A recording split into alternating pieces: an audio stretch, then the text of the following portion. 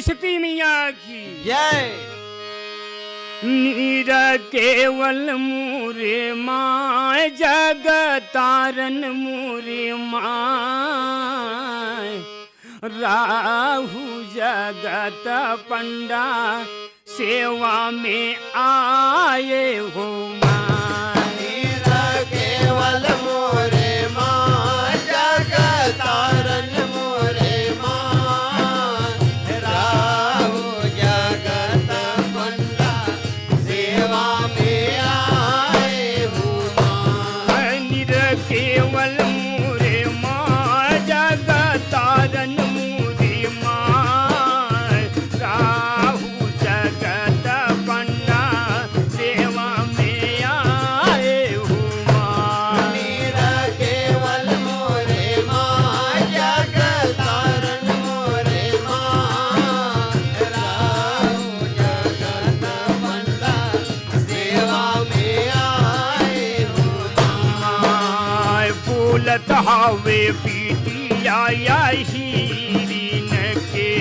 सुनो मैया मोरे बात सुनो मैया मोरे बात गोबर मांगा देवदाई सुरहीन के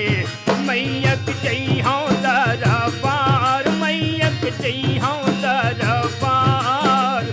हुआ नाली पैहौ दाई सीताला के कोई अम्बा हुई है वो सहाय अम्बा हुई है वो सहाय राहु जगत पंडा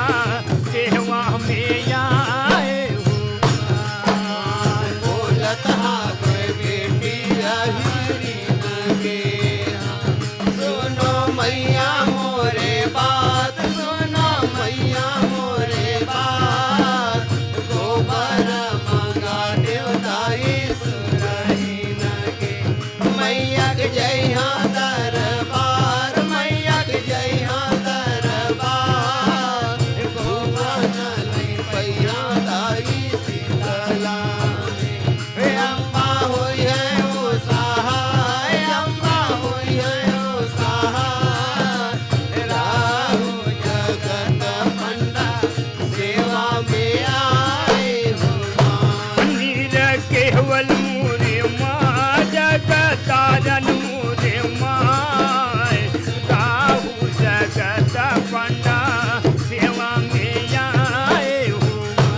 नीर केवल मोरे माँ जग तारन मोरे माँ राहु जगत पंडा सेवा में आए हो माँ। आय बोलत हवे पीतिया कुम्हारी न के सुनो मैया मोरे बात सुनो मैया मोरे बात कलश मांगा देवदाई माटी न के मैयक जइहौ दरबार मैयक जइहौ दरबार कलश चढ़इहौ दाई सीतला में कोई अम्बा